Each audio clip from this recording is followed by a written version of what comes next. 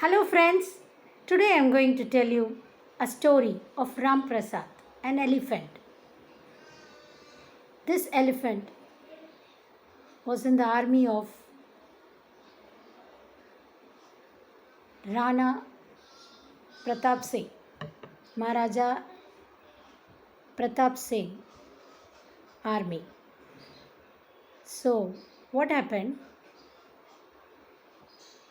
In Haltikati, there was a fight between Akbar and Maharaja Pratap Singh.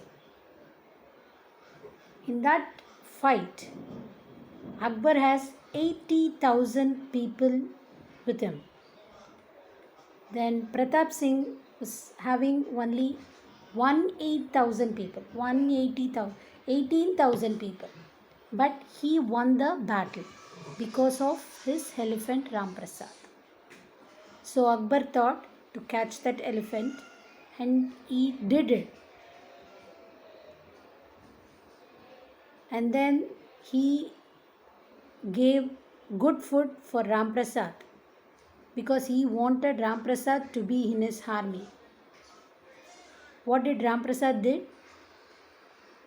No, he never ate anything for 20 or 25 days. He died after starving.